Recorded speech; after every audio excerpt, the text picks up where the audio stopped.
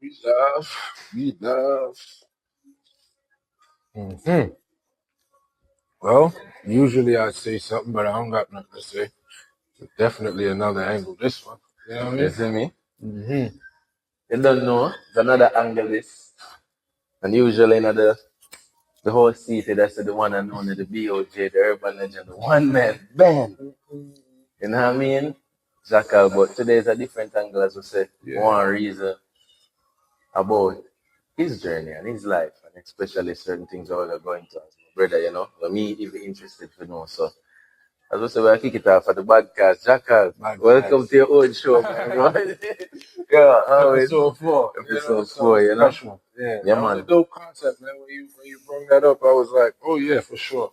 Yeah, man. For sure, that's definitely another angle. So I'm with it, man, you know. Because as your bro and as a fan of the music as well, if I'm interested to know more, and we reason so much, I can imagine everybody else and how what them feel and how them, you know, they'd be surprised the things they hear, like myself, you know. So just to get straight into it, cause you know, more really tap into what were you thinking, what was the concept, what was the mindset, the feeling, the energy when you said to yourself, yo, I'm gonna be a rapper but from Jamaica, fully. Well, I was rapping before I returned when you sent me back, you know.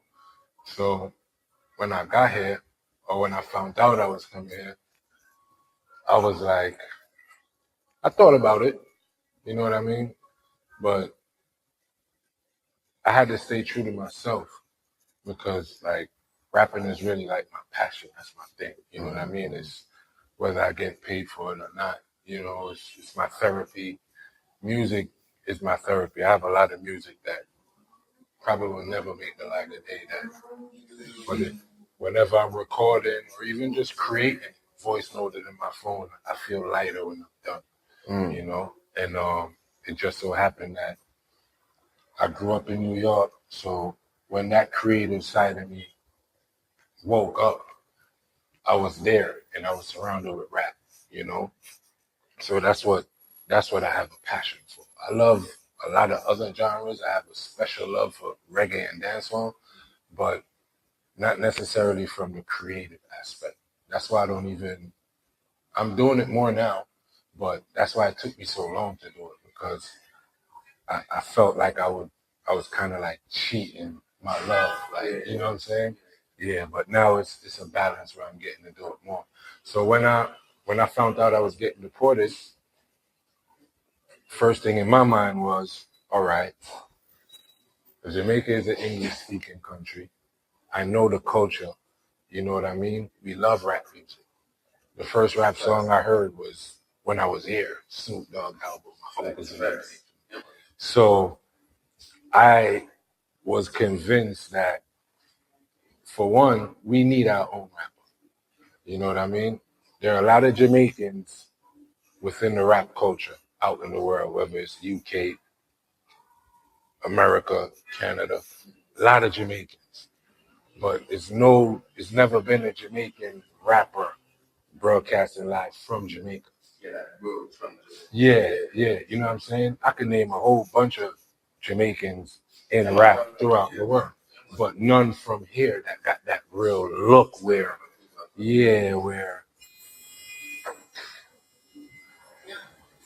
I don't know.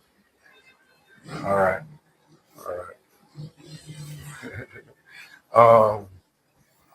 Yeah, so I felt like, for one, because I wasn't here for so long, I didn't know there was nobody out here doing it. I didn't know there were people attempting to rap or rapping and trying to actually break through from here. Yeah. So I was like, "Oh, I'm gonna be the first."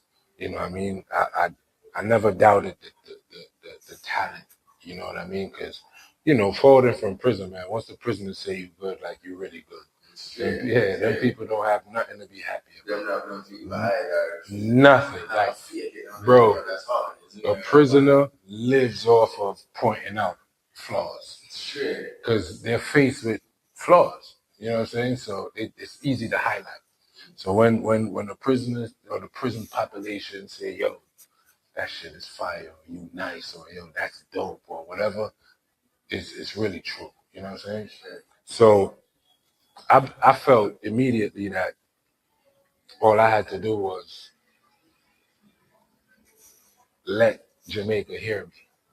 I just needed to be heard. That's what I felt. You know, so I landed with that. I don't know if that answered the question. Yeah. You know what I'm saying? But It even go to my next point. Basically, I said, just you knowing what was here, right? Prepare your mind for what you was about to do, which was with the best out of Jamaica at the same time. So, well, let's go to that point, and then since you speak on it, because it's in your branding, you own it, you know, you say you are what it is, and you yeah. You know, you turn it into a win. Right. So, right. Well, I'll go to a crucial point that before that happened, there was the time spent. Right. In that, incarcerated. Yeah. So, what really kept you going through those, like, 10 years? A total of 10 years, not 10 years straight. So let's bring it down. Yeah. How did you manage to just keep yourself and your mind intact to that mission, bro? It was stages. I'd be lying if I said I was prepared ahead of time or before time. You know what I mean? Yeah. The first time I got locked up was I did 1 year. You know what I mean? And I was young, 18. You know, stabbing incident. Ended up doing a year. And at that point, how I was living, like jail was like the natural next step. You know, like when you that caught up in the streets in New York, or really really in the American culture, really and truly, like prison is like an extension of the streets. So if you're really deep into the streets, that's a part of the journey. You know, so when that happened, I'll be so totally honest with you, man. It just gave me another stripe. It wasn't enough. It didn't teach me no lesson. I went in there, got in trouble while I was there. I did get my GED. That's where I got my GED, my high school diploma in jail. You know what I'm saying? But that first year, it was like, all right. I came home a little more of a monster than I went in. You know what I mean? So much so that I went right back like 90 days later on a shooting incident. So I graduated from the knife to the, you know what I'm saying? Yeah, you know, because I came out, with my chest out, you know, it turned up in there. It's county, so it's not crazy, but it's crazy enough to, you cross that line, that finish line now. So now it's a new road.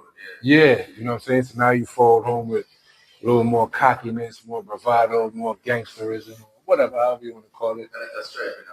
Yeah, you know what I'm saying? And God, I intensified everywhere, violently, drug dealing wise, everywhere, you know. And it was probably about 3 months later. I caught some charges in between, but the one that locked me up and held me without bail was a shooting incident. You know what I'm saying? And I ended up getting 3 years for that. And so that was the first time I went to state prison now. So, you know, in New York, anything under a year is county. I did that year in Valhalla because I was in Yonkers.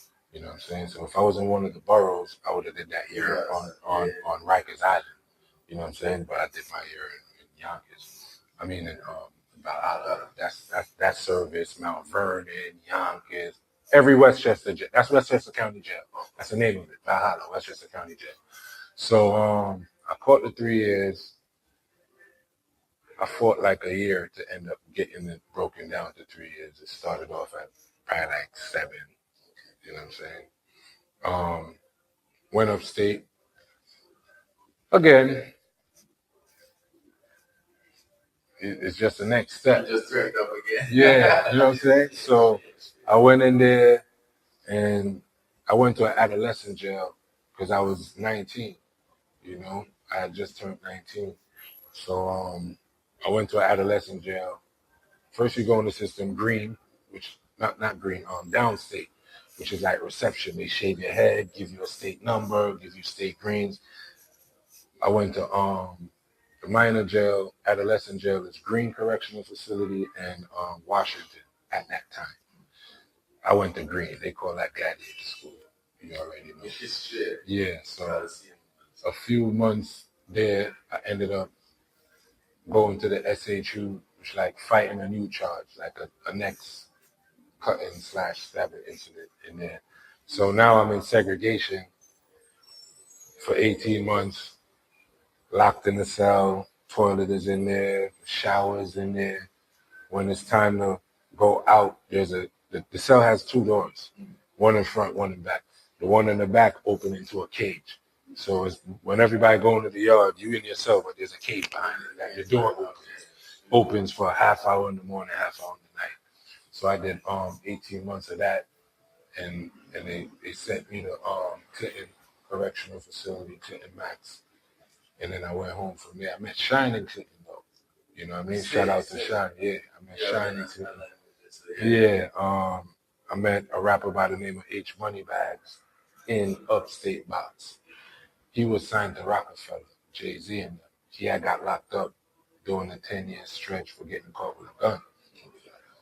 So his name was ringing in the state with rapping. Like, this nigga was signed to Jay-Z. We used to hear him on the radio. So, you know, me and him ended up going back and forth, bar for bar. I wouldn't even really say battling, but it's like he pulled up in the building.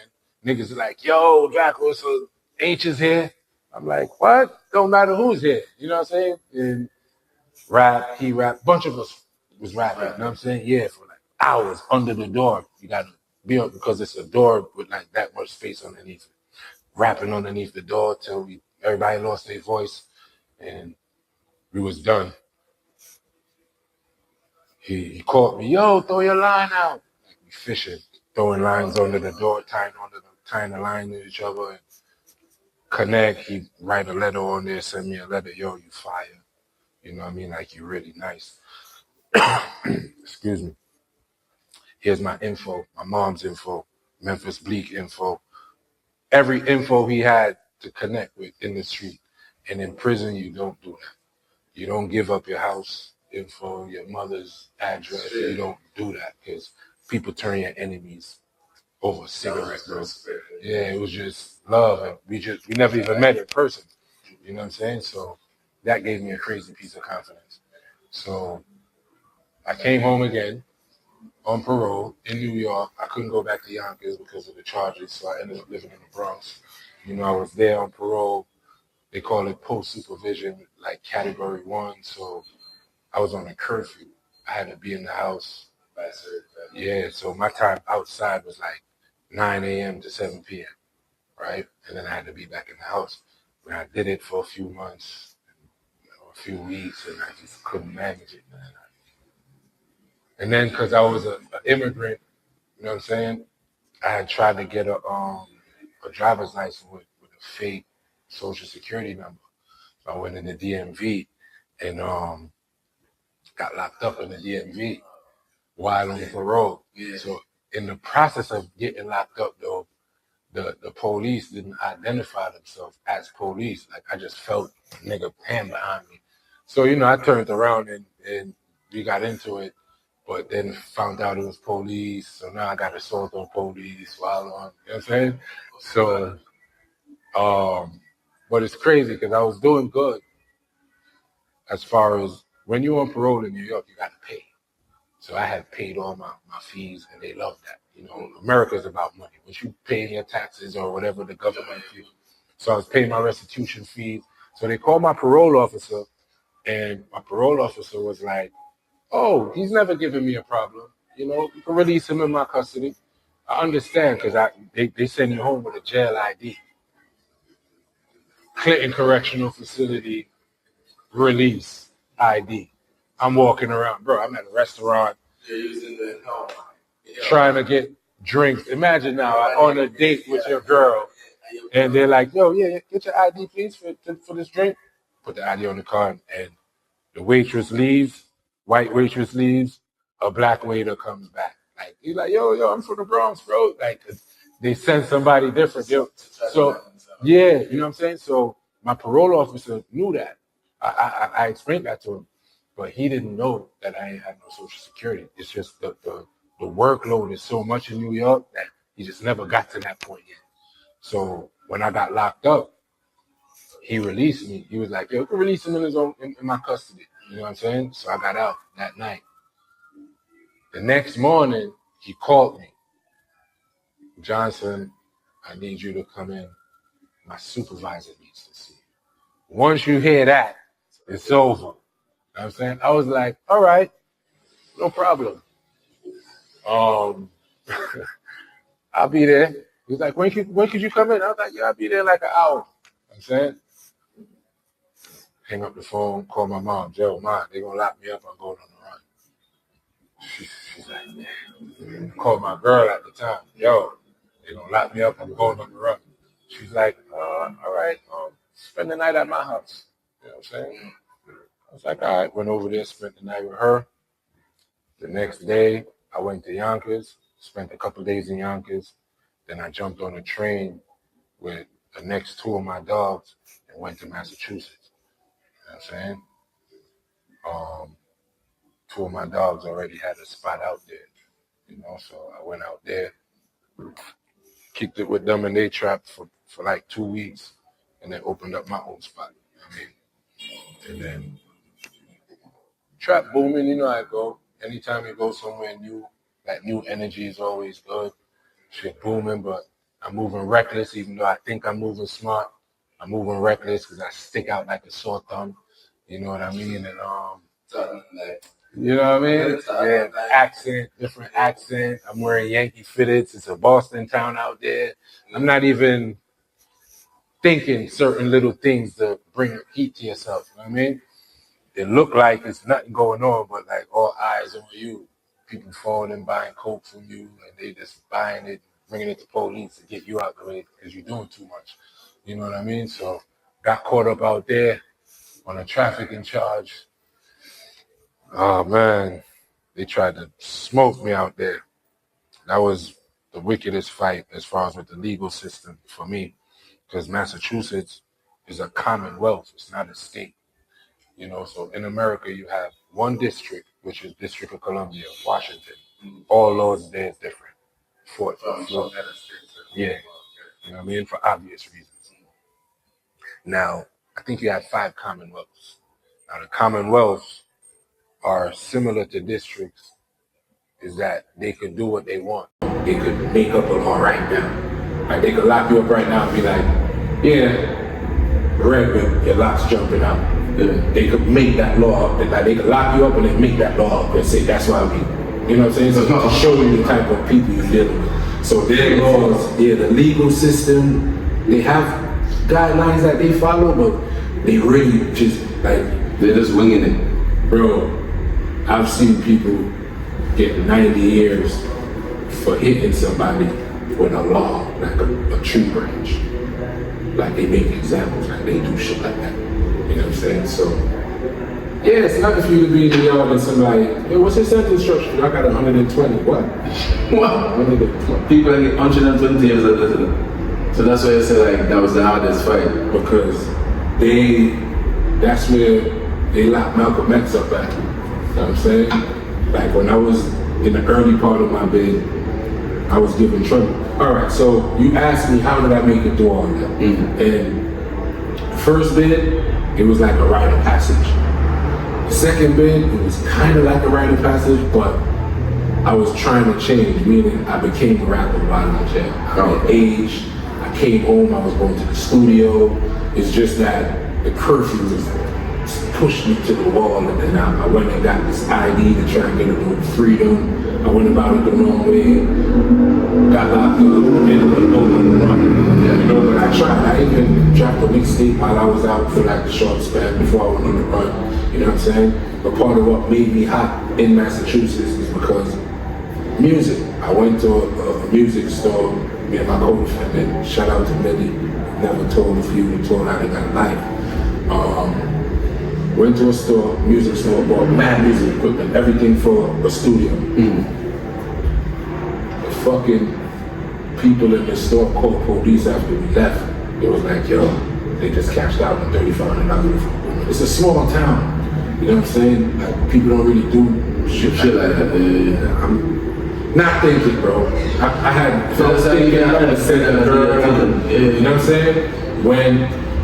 So that made police start the investigation from one end. You know what I'm saying? Where's this money coming from? What are you doing? You know what I mean? And then, so the third bit, I was already like conditioned to doing time. It wasn't even like, it was just trying to get the least amount of time as possible at this point. You know what I'm saying? So, fought my lawyer, love her to death. She went above and beyond for me. You know what I'm saying? Ended up doing 6 years out there. So that's how I ended up getting the 10 tribulation there. It's a little over 10. Second one. Yeah, it's a little over 10 because I didn't just come out. Because I had no time to meet up. I was on the run. So when I fought to get parole out there and they sent you had to go back custody. Yes, I ended up back on the island. I'm on the island now, fighting with parole. They like, yo, you're category 1, violent offender. You're mandatory upstate 1-year violation. You know what I mean? The prison system is so crowded at that point in New York, though. They're like, yo, he's getting deported anyway.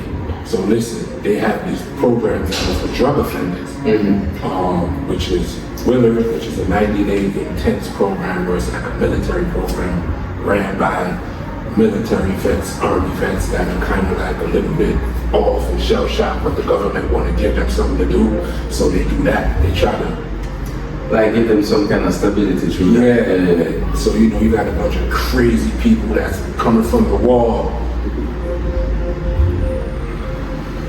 trying to break you, basically. You know what I'm saying? You shave your head, shave your facial hair every morning. You got you running in the snow with logs on your back. They got a thing called Peter pays for Paul. So if we're in the same platoon, if you didn't shave this morning, everybody gets in trouble. Yeah, we get the punishment. So they encourage snitching, like who did it? Peter pays for Paul type shit. You know what I'm saying? So they don't do no other man. You know what I'm saying? Right. So that's what they try to film. So they did that. They sent me there. I went there. They tried to break me crazy. Didn't work. Cause the thing with me, bro, is like I call it a gift. You know what I'm saying? Where I can just shut. I can just knock off. Like it don't matter. I could. If it's a case where it's 10 people stomping me, I could like lock my brain and don't feel it, and either die or open my eyes when it's over and get up and crawl up and, you know what I mean, instead of walk away. You know what I'm saying? When it comes to authority, by the time I made it back to New York, I was in a different state of mind. So it was like, yo, this is nothing. I can do this. It's just helping me get out quicker. I got another fight because I got to go to immigration after this. So I just want to hurry up and get out of the system. So my ego was there because I know you can't hold me, but I was just trying to make it out. And then in the process, not make none of the other people that's trying to make it out. Because I'm coming from being 6 years in prison, but everybody in here is fresh off the streets. Because this is a program for people who went home, messed up, and they're giving them a second shot. So they're gonna give you 90 days to go back in the streets. So most of these niggas, they was just in the streets. They're not coming from jail or prison like me. You know what I mean? So I took that into consideration. And I just wanted to be out, bro. Especially I know I'm getting deported. My mind is kind of no longer in America. You feel me? I just want to get the inspiration. What's about to happen? Yeah, you know what I'm saying? I'm trying to face this. I don't know what I'm about to face. And I have ideas, but you have to face it to really know. You know, so it stopped. Yeah, so by the time I was in New York, and in Willard, I just wanted to get to immigration because immigration came and told me I was getting deported in Massachusetts while I was there, so I knew from there. You know what I'm saying? So I was just ready to get out, bro, in the free world anyway, because I know I'm gonna make it happen regardless, you know. I didn't expect the fight that I got with immigration when I got there. Wow. Because when immigration came and saw me in Massachusetts, they sent the paper and showed the proof of why they're sending me to immigration. Like, yo, you're port of entry, you're not born here, blah, blah, blah, blah. Birth certificate, everything. I'm like, all right, cool. So, everybody fights immigration. I didn't fight. I was like, yo, just give me the papers, I sign them. When it was time for me to get to immigration, the Jamaican consulate wanted to see me to find out why I didn't fight, right? Mm-hmm. So that held me in immigration like an extra 4 or 5 months. Wow. You feel me? They just kept sending me from ice to ice, New Jersey, Chrome in Florida, Louisiana. Like those are like what, camps? They're like, jails. They're jails. Okay. Yeah, they're jails, but they have a section for ICE. Like ICE have their jails. Oh, like yeah. Or jail type structure. Yeah. Or they'll have a block in a regular jail that's just for ICE. Oh, I've been in a few of those too. You know what I'm saying? Yeah. So when they sent me from they came and picked me up from upstate, the Willard program. I forget where that shit is at, but they came and picked me up and drove me to the boat in the Bronx. And then immigration came and picked me up. All this is like weeks, a week or days in between. So they bring you to the boat, stay on the boat for 3-4 days, maybe a week, and they ship you to wherever the fuck, you know what I'm saying? So when I ended up, the first immigration spot I ended up in was on New Jersey.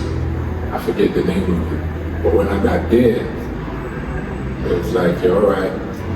Because of my status, I had to come down and come here and see them. Yeah, they wouldn't put me on a regular flight. And some people they come down to regular flights and then they just let you know like the airport. It was on step. I went there. Super smoked out. Had to make a smoke session. Super smoked out. So if niggas look a little lazy or a little drowsy, I had fun. I had to take a little fight.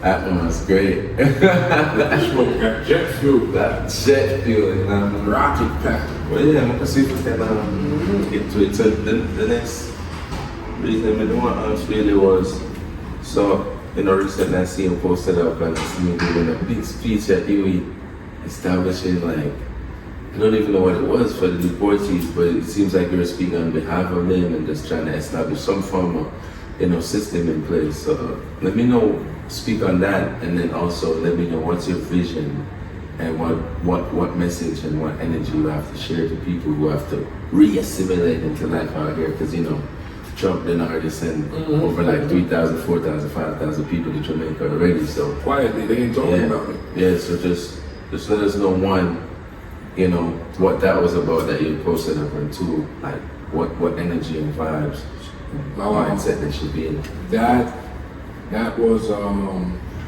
like 7 years ago. I had the opportunity to speak. It really wasn't even supposed to be about deportees. It was supposed to be about me being an artist, and I think it was like the music union, and there were some politicians there, and they're trying to help artists, local artists, get to Europe and stuff like that. And while I was there, a lady said something, and it just triggered me, because, not in a negative way, it triggered me to highlight that, because she was saying that there are a lot of, what can they do to help? You know what I mean?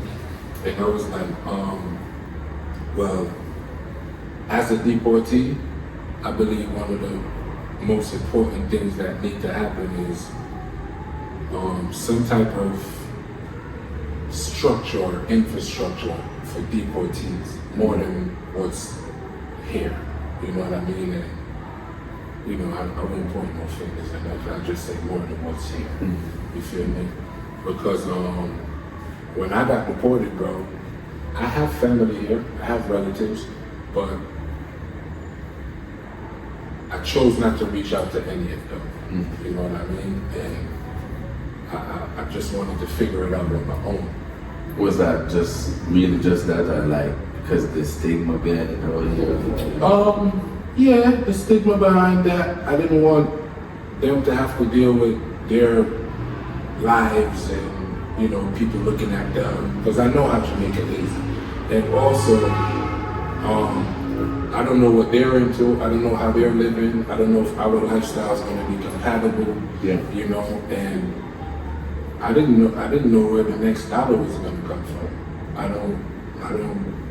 I didn't want to be around and not be able to contribute. You know what I mean? So when I landed, I had $840 in my pocket, and I had to get a place to rent that night. I started my life with that. You know, so something with me, I just like figuring it out by myself, you know, because sometimes when you don't know, when I don't know, knowing my personality, when I don't know something, it's kind of hard for somebody to tell me.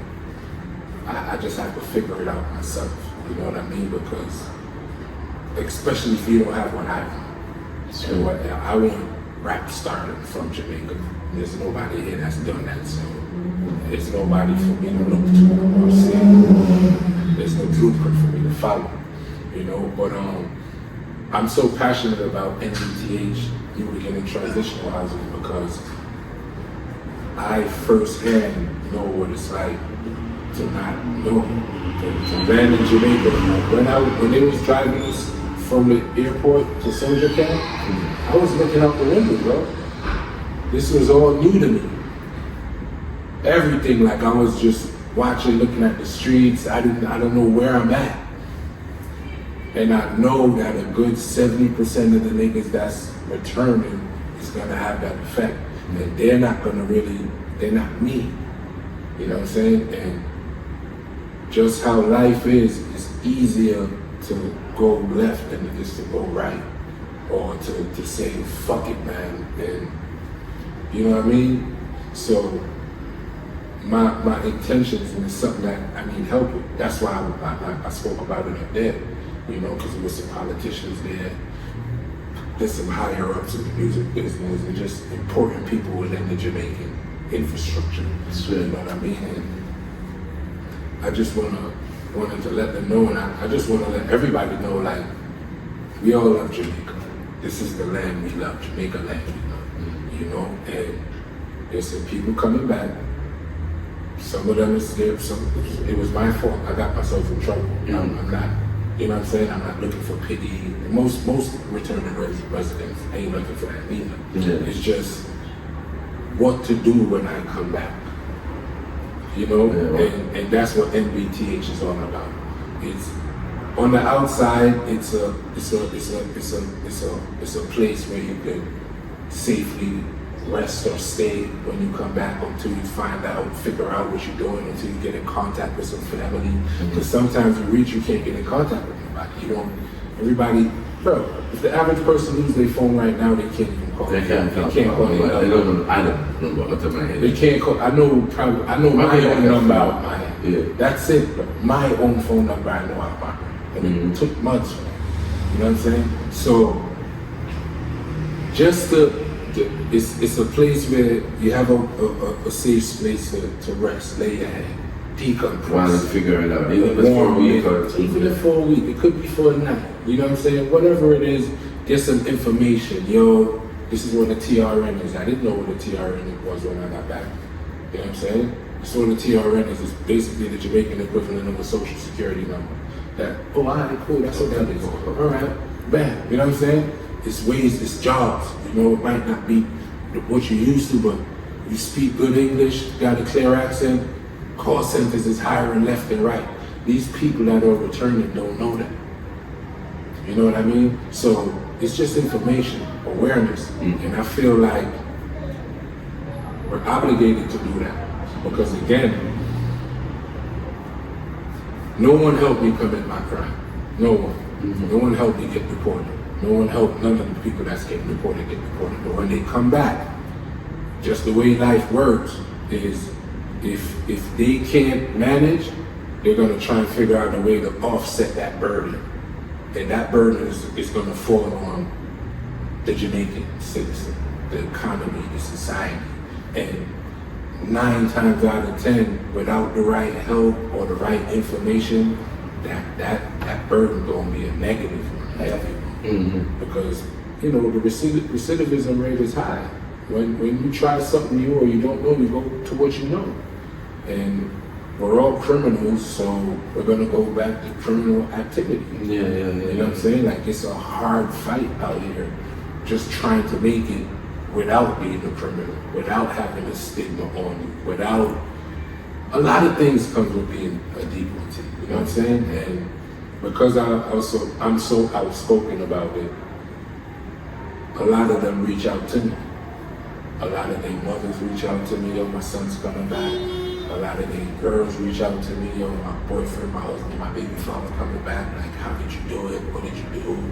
So I know that this information is important, it's necessary, and because I'm an artist and they might see me in the Star while I'm in prison. When I was in prison, I got every Star, every Gleaner. Trying to soak up information of what's going on here. Because that's basically all we have. Information, data. So I was soaking up the data. You know what I mean? So I know they're doing it too, and they're seeing me. Enough people might know me. My story is public. I'm a deportee, so they know I've been through what they're going through, and they're just trying to figure out how to do it. And there are a lot of ways to do it. It's doable. That's the first thing. It's doable. If it wasn't doable, I wouldn't have did it. I couldn't have did it. And there's a lot of deportees out here doing it on a high level. They just don't reveal the fact that they've been deported because of the stigma that comes with that. And that's why I killed that, bro. Like, I wrote that you can't use the fact that I got an opportunity to better myself, fucked up the opportunity, and now I'm back. You can't be mad at how I dealt with my opportunity. I'm just speaking for me. Some people didn't fuck up the opportunity. Some people, Trump just, ICE is kicking the door off, grabbing them out, and sending half the family back, ripping the family apart. So every situation is different, but even for me, like, it's just true I don't care enough. I got so much more important stuff worried about that I don't let it bother me. I don't even stop to think about the negative, what people are saying or could be saying. You know what I mean? I just look at all the highlights, the positives. I live my life in the highlight reel. You know what I mean? I only acknowledge the good. We address negative that needs to be addressed, and move on from far. Yeah, because it's always more good going on than that. And once people see that every single thing that you wanted or that you was hustling for or that you had in America, when you come back here, it's here. Niggas is driving around with Teslas, McLarens, they flying in and out. Every other hand you see it's a Rolex or a Cartier or an expensive timepiece, piece. Youths is out here living up the same way, but if they don't know that, they're not gonna pursue it. They're gonna pursue it. You know what I'm saying? They're gonna feel like, I just gotta go back in the lane, or I got this stigma on me. Yeah. You know what I mean? Jamaica nice. Brand and image and everything is to give also freedom to those people. Yeah, bro. I'm the sacrificial man for that.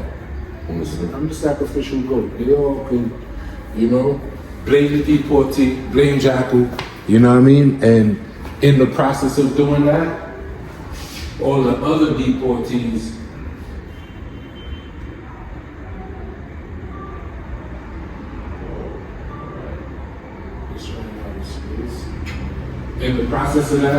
all the other deportees, they gonna learn from me. They'll learn off my example. You know what I'm saying? Mm-hmm. And little technical difficulties with the talkaphone and all that, but I think that's outside of, we all have our personal missions and our personal goals and our aspirations. I want to be the biggest rap star out of Jamaica, traveling the world, touring, everything that comes with that. But on a human side, like we all have a mission. You know, we all have to contribute something back to humanity. And I feel like a part of why I even got deported was for this. The grand scheme. Yeah, you know what I'm saying? Was for this. And I ain't gonna stop. You know what I mean? I'm reaching out to the politicians, to the people who I know there are a lot of dilapidated buildings, just abandoned buildings around the city that just give me access to one of them with whatever provisions you have. Watch me have whoever you want, watch me. We get this thing cleaned up. I reach out to my artist friends, my counterparts, everybody in the industry. Because our next thing too, people won't admit it, but I believe that every single household in Jamaica has a deportee family member. Or a high percentage, yeah. A very high percentage. You know what I mean? So it's bigger than just what it may see on the surface level. You know, because these people were coming back with information that could help society as well. Yeah. If it's you, if the opportunity is presented, if you feel like you could contribute, because how many times you see somebody where you be like, yo, I'm gonna just let him crash out. I can help him, but he ain't gonna respect my help. You don't help him. You don't share your information. You don't reveal what you can do. You know, just because of how you're viewed. You know what I mean? So I'm just breaking that, man. So when the deportees forward back, they can just be themselves. It's a lot of authors coming back. It's a lot of musicians coming back. A lot of everything, mechanics, school teachers, and they should be able to re-assimilate into society. And help us with that knowledge as well. Yeah. Yeah, solid. Solid. Bro. Yeah. Yeah, so really that, because, you know, the music side, you know, I want the urban legend to interview BOJ himself, you know what I mean? This is just the one I wanted to ask, like, those questions, because there's a lot of, like, deportees coming back, a lot of, like, people who might not even know that side of it, that might even have the stigma in their mind and be like, man, I've never thought about this, you know? Yeah. So it's good to see, like, there's a mission with everything. It's not just a slang or a slogan or something you just put by yourself and identify. It's like, yeah, man. We embraced it. That's what happened. And along the way, I realized that not everybody deals with it the way I dealt with it or the way I'm dealing with it. The majority of people, especially the ones that don't have a support system when they return, they're the ones you see washing car windows at Devon House stoplights. You know, a lot of them, they actually live up to the stigma and the negativity because they're so mad that, one, I fucked up my opportunity. Two, now that I'm back, I can't get another break. Yeah. I can't get a break. So they're angry, and that's what people see. You know what I'm saying? But you know, everybody deserves a next chance. Everybody can be saved. You know, and I don't want to save everybody, just the people who want that help, that assistance. You put it out there, and who gravitate to it. So just being jackal is the help enough, isn't it? You know what I mean? So we're trying to get that done. NBTH. So this one we call now. You know, we always say, like, you see the podcast, them have a special. So there's a special, you know. Yeah, man, there's a special for just find out more about that side of the artist, you know. That Jackal is the one man band, you know what I mean? Every walk of life you've been through, man. So yeah. So I want for the people them, as I say, return. Just look to, they can even message him about the project he have in place. Even if it's not established where he wanted it in that video, he's still with it, with the dream. So more parties link up and to put that energy together. Them use the experience them after. It might be a lawyer that come back. It might be you know, somebody who do CEO work, you know what I mean? That's a fact. A lot of just brilliant get that together. minds, man, because no matter what, like, we're all Jamaicans and we gotta admit that we're great. You know what I'm saying? Like, we recognize that amongst ourselves, and the world recognize that with us, that we're great. We can do the impossible. You know, so to get deported and redo your life, that's nothing. If we doing the impossible on a regular day, you know what I'm saying? Like that's light work. But it's just the right assistance, the right information. You know what I mean? That is it. Yeah, man. So this is definitely dope. You know what I mean? I think this is the most in depth or detailed I've ever gotten into with my About it. journey. Mm-hmm, You know what I'm mm-hmm. saying? So Yeah, I'm man. glad that happened on this platform. It's On definitely another another angle, angle. You that's know what how I'm the best saying? And place. I mean, I'm glad that you even brought it up and thought about that too. You know what Yeah, I'm saying? man. So appreciate you for That that. is it, man, You know what bro. I'm saying? Always, man. Salute, man. Another Another angle. angle. Bam. Episode 4. You know, Podcast. the podcast. You know, insight on your host. I am the Jackal. You know what I mean? That is it. The host, the guest host, Bam. Blvk H3ro today. You know what I mean? And we appreciate y'all for tapping in. Shout out to Oja. This is where we at. This is Got the the house. house. Doja. You know what I mean? The good weed. Shout That out is to it. Yana. You know what I That mean? is it. She's the one that's running the whole operation here. You feel me? Making sure we got the good. This episode is also sponsored by House of Jackal. I know y'all see this rack right here.